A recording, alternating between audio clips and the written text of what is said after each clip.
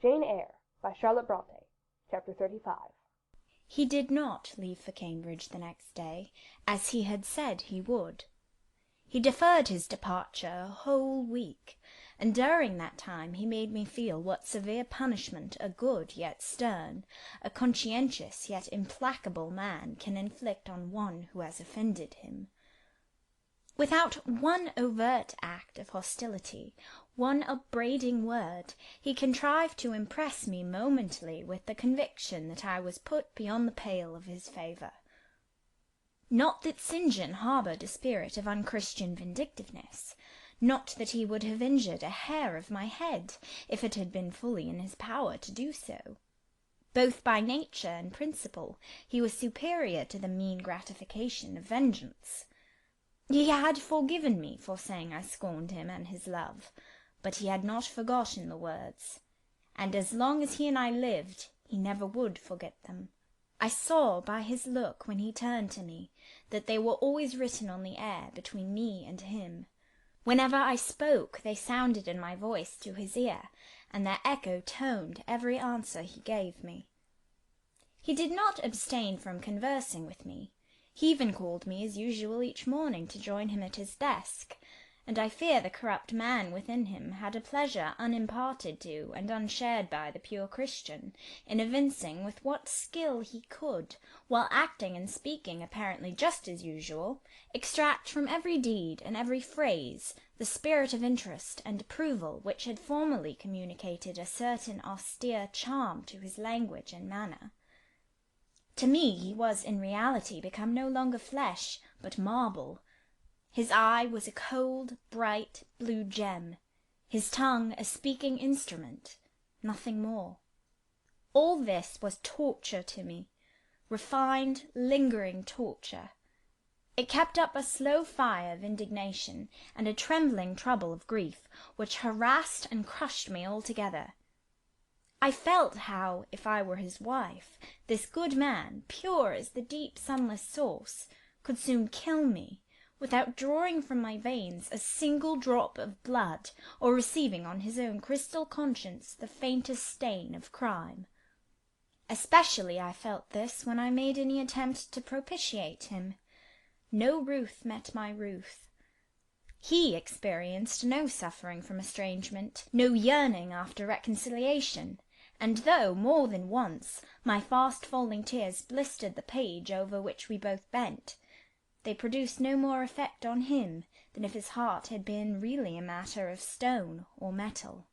To his sisters, meantime, he was somewhat kinder than usual, as if, afraid that mere coldness would not sufficiently convince me how completely I was banished and banned, he added the force of contrast, and this, I am sure, he did not by force, but on principle. The night before he left home, happening to see him walking in the garden about sunset, and remembering, as I looked at him, that this man, alienated as he now was, had once saved my life, and that we were near relations, I was moved to make a last attempt to regain his friendship. I went out and approached him as he stood leaning over the little gate. I spoke to the point at once. "St. John, I am unhappy, because you are still angry with me. Let us be friends." "I hope we are friends," was the unmoved reply, while he still watched the rising of the moon, which he had been contemplating as I approached. "No, St. John, we are not friends as we were. You know that." "Are we not? That is wrong. For my part, I wish you no ill, and all good." "I believe you, St. John, for I am sure you are incapable of wishing any one ill.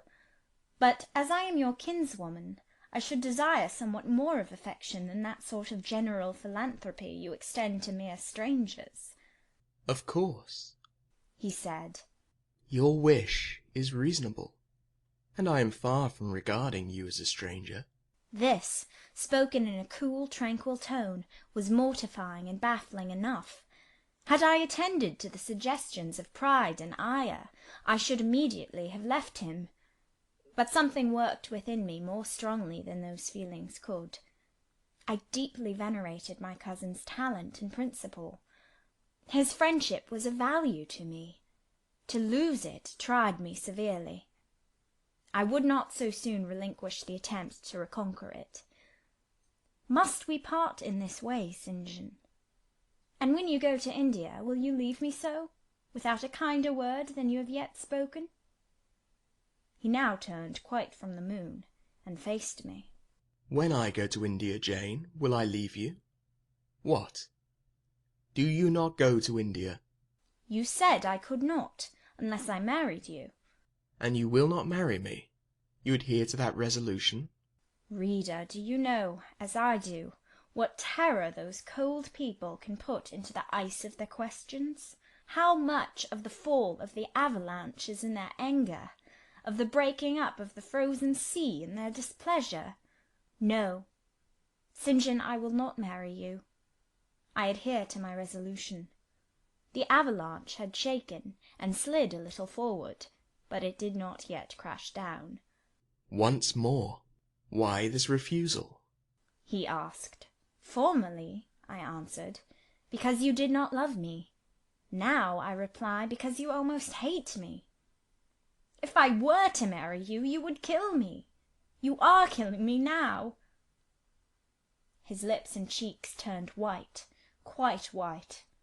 I should kill you. I am killing you. Your words are such as ought not to be used, violent, unfeminine, and untrue. They betray an unfortunate state of mind. They merit severe reproof. They would seem inexcusable, but that it is the duty of man to forgive his fellow, even until 77 times. I had finished the business now. While earnestly wishing to erase from his mind the trace of my former offence, I had stamped on that tenacious surface another and far deeper impression. I had burnt it in. Now you will indeed hate me, I said. It is useless to attempt to conciliate you. I see I have made an eternal enemy of you. A fresh wrong did these words inflict, the worse because they touched on the truth. That bloodless lip quivered to a temporary spasm. I knew the steely ire I had whetted. I was heart-wrung. You utterly misinterpret my words, I said, at once seizing his hand. I have no intention to grieve or pain you. Indeed, I have not. Most bitterly he smiled. Most decidedly he withdrew his hand from mine. And now you recall your promise, and will not go to India at all, I presume? Said he, after a considerable pause. Yes, I will, as your assistant, I answered. A very long silence succeeded. What struggle there was in him between nature and grace in this interval, I cannot tell. Only singular gleams scintillated in his eyes, and strange shadows passed over his face. He spoke at last. I before proved to you the absurdity of a single woman of your age proposing to accompany abroad a single man of mine. I proved it to you in such terms as, I should have thought, would have prevented your ever again alluding to the plan. That you have done so, I regret, for your sake. I interrupted him. Anything like a tangible reproach gave me courage at once. Keep to common sense, St. John. You are verging on nonsense. You pretend to be shocked by what I have said. You are not really shocked, for with your superior mind you cannot be either so dull or so conceited as to misunderstand my meaning. I say again I will be your curate if you like, but never your wife. Again he turned lividly pale, but as before controlled his passion perfectly. He answered emphatically but calmly, A female curate, who is not my wife, would never suit me. With me, then, it seems, you cannot go.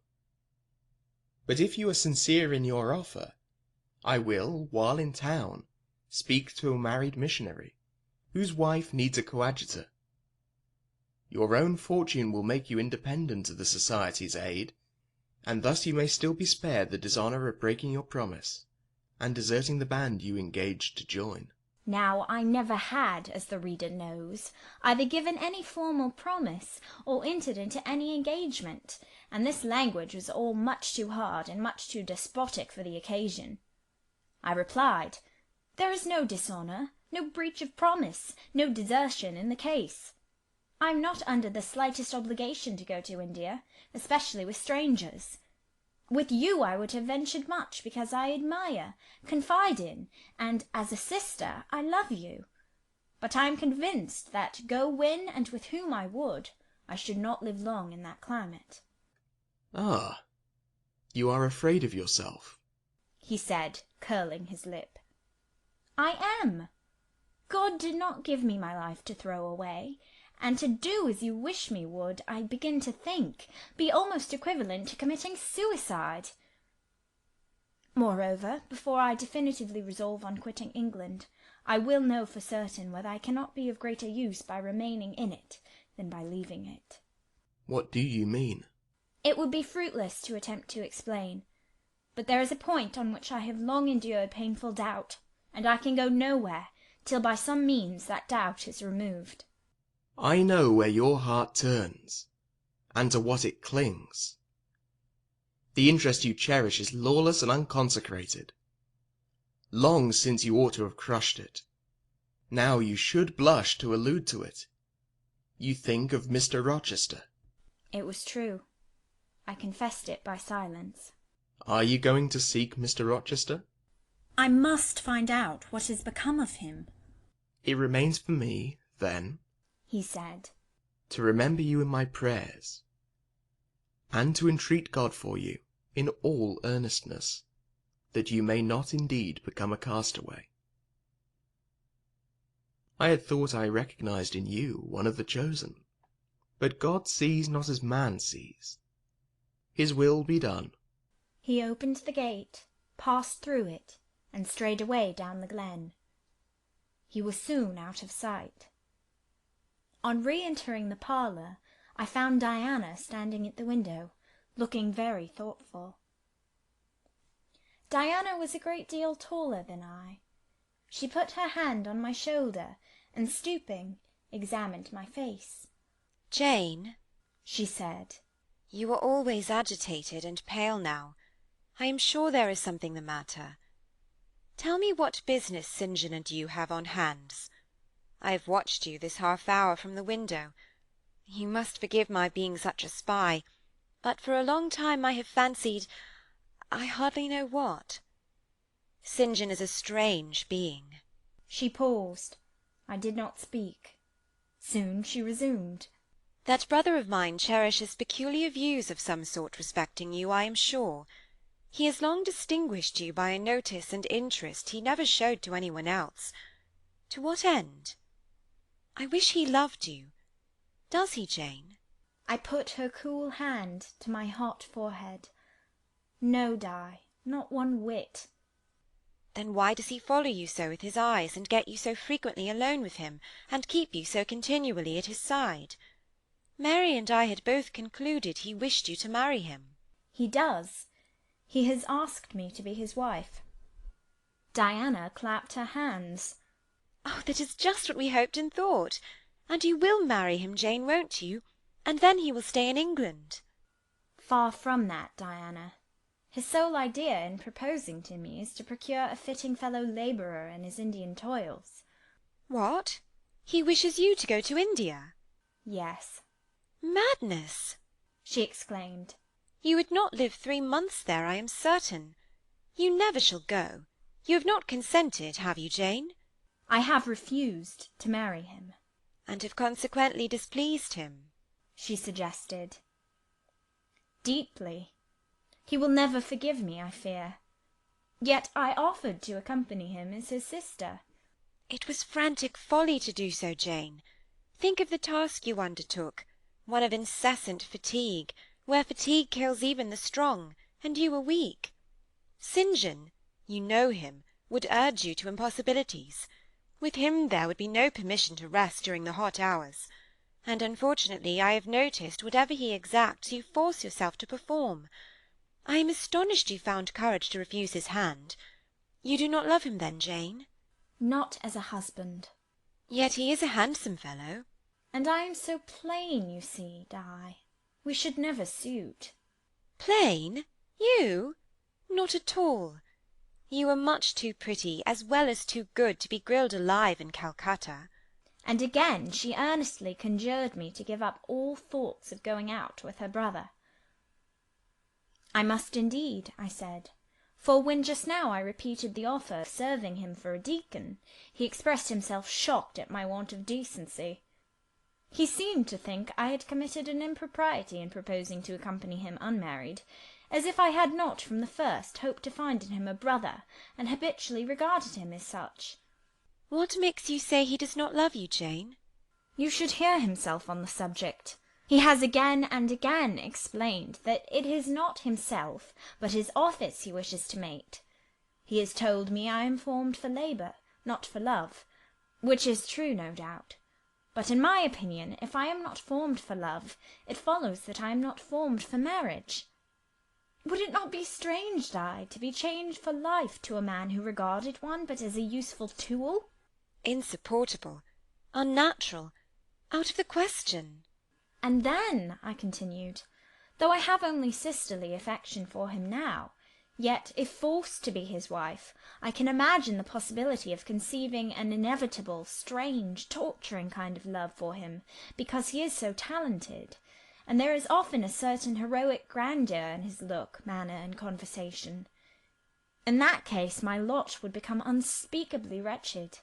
He would not want me to love him, and if I showed the feeling, he would make me sensible that it was a superfluity, unrequired by him, unbecoming in me. I know he would.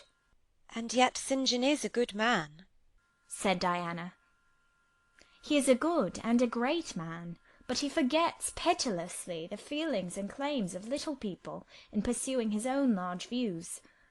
It is better, therefore, for the insignificant to keep out of his way, lest in his progress he should trample them down.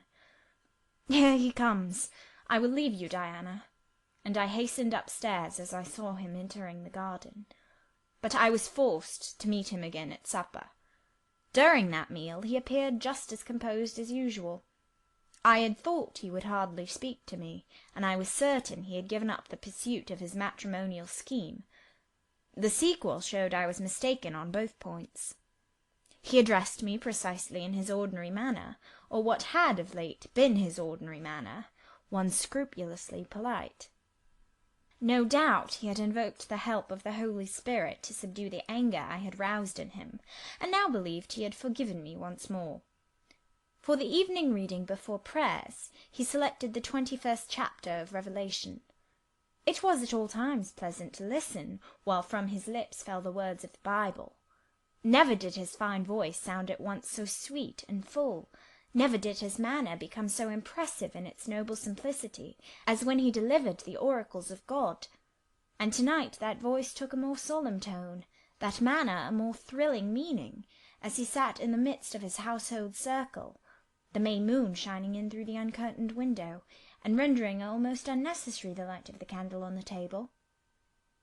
As he sat there, bending over the great old Bible, and described from its page the vision of the new heaven and the new earth, told how God would come to dwell with men, how he would wipe away all tears from their eyes, and promised that there should be no more death, neither sorrow nor crying, nor any more pain, because the former things were passed away.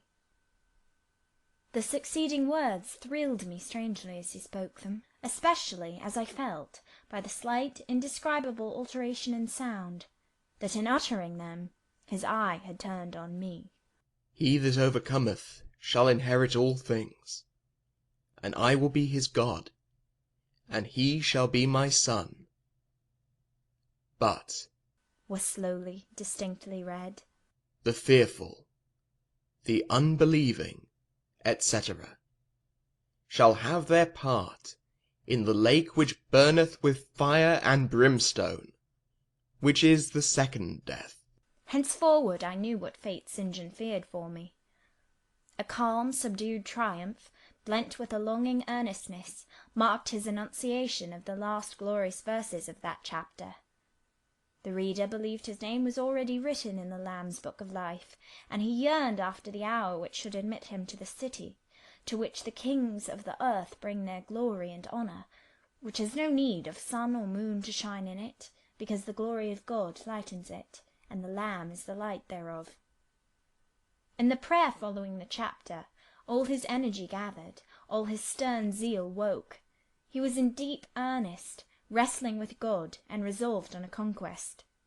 He supplicated strength for the weak-hearted, guidance for wanderers from the fold, a return, even at the 11th hour, for those whom the temptations of the world and the flesh were luring from the narrow path. He asked, he urged, he claimed the boon of a brand snatched from the burning. Earnestness is ever deeply solemn. First, as I listened to that prayer, I wondered at his. Then, when it continued and rose, I was touched by it, and at last awed. He felt the greatness and goodness of his purpose so sincerely. Others who heard him plead for it could not but feel it too. The prayer over, we took leave of him. He was to go at a very early hour in the morning. Diana and Mary, having kissed him, left the room, in compliance, I think, with a whispered hint from him. I tendered my hand, and wished him a pleasant journey. Thank you, Jane. As I said, I shall return from Cambridge in a fortnight. That space, then, is yet left you for reflection. If I listened to human pride, I should say no more to you of marriage with me. But I listen to my duty, and keep steadily in view my first aim, to do all things to the glory of God.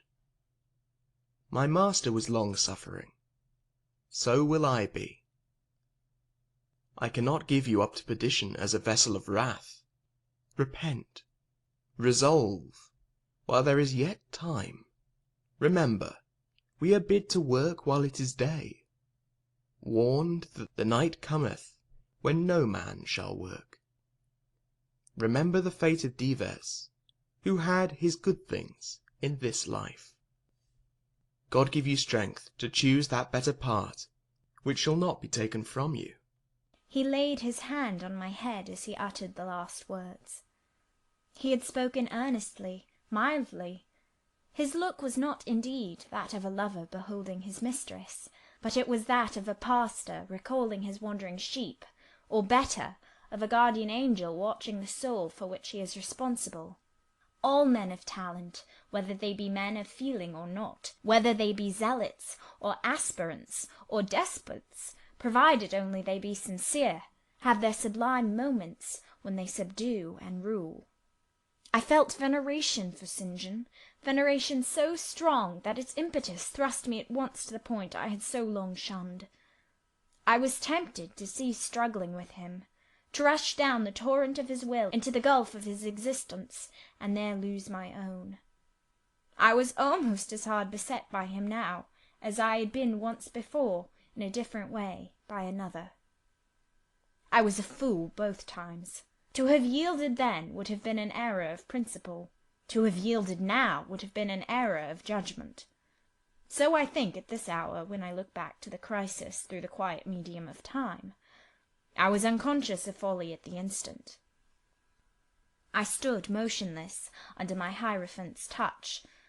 My refusals were forgotten, my fears overcome, my wrestlings paralyzed. The impossible, i.e., my marriage with St. John, was fast becoming the possible. All was changing utterly with a sudden sweep. Religion called, angels beckoned, God commanded. Life rolled together like a scroll. Death's gates opening showed eternity beyond. It seemed that for safety and bliss there, all here might be sacrificed in a second. The dim room was full of visions. Could you decide now? Asked the missionary. The inquiry was put in gentle tones. He drew me to him as gently. Oh, that gentleness!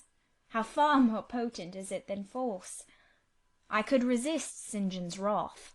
I grew pliant as a reed under his kindness. Yet I knew all the time if I yielded now, I should not the less be made to repent some day of my former rebellion. His nature was not changed by 1 hour of solemn prayer. It was only elevated. "I could decide if I were but certain," I answered. "Were I but convinced that it is God's will I should marry you, I could vow to marry you here and now, come afterwards what would." My prayers are heard, ejaculated St. John.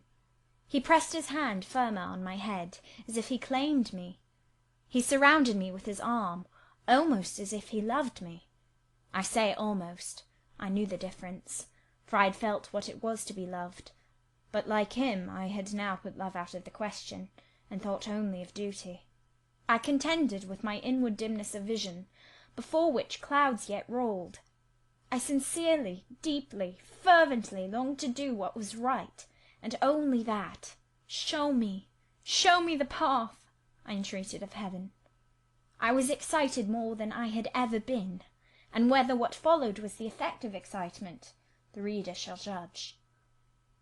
All the house was still, for I believe all except St. John and myself were now retired to rest. The one candle was dying out. The room was full of moonlight. My heart beat fast and thick. I heard its throb. Suddenly it stood still to an inexpressible feeling that thrilled it through, and passed at once to my head and extremities. The feeling was not like an electric shock, but it was quite as sharp, as strange, as startling. It acted on my senses as if their utmost activity hitherto had been but torpor, from which they were now summoned and forced to wake. They rose expectant. Eye and ear waited while the flesh quivered on my bones. What have you heard? What do you see? Asked St. John. I saw nothing, but I heard a voice somewhere cry, "Jane, Jane, Jane." Nothing more. "Oh God! What is it?" I gasped. I might have said, "Where is it?" for it did not seem in the room, nor in the house, nor in the garden. It did not come out of the air, nor from under the earth, nor from overhead. I had heard it, where or whence, for ever impossible to know. And it was the voice of a human being, a known, loved, well-remembered voice, that of Edward Fairfax Rochester, and it spoke in pain and woe, wildly, eerily, urgently. "I am coming," I cried. "Wait for me. Oh, I will come." I flew to the door and looked into the passage. It was dark. I ran out into the garden. It was void. "Where are you?" I exclaimed. The hills beyond Marsh Glen sent the answer faintly back. "Where are you?" I listened. The wind sighed low in the firs. All was moorland loneliness and midnight hush. "Down, superstition!" I commented, as that spectre rose up black by the black yew at the gate. "This is not thy deception, nor thy witchcraft. It is the work of nature. She was roused, and did no miracle, but her best." I broke from St. John, who had followed and would have detained me. It was my time to assume ascendancy. My powers were in play and in force. I told him to forbear question or remark. I desired him to leave me. I must and would be alone. He obeyed at once. Where there is energy to command well enough, obedience never fails. I mounted to my chamber, locked myself in, fell on my knees and prayed in my way, a different way to St. John's, but effective in its own fashion. I seemed to penetrate very near a mighty spirit, and my soul rushed out in gratitude at his feet. I rose from the thanksgiving, took a resolve, and lay down, unscared, enlightened, eager but for the daylight. End of chapter 35.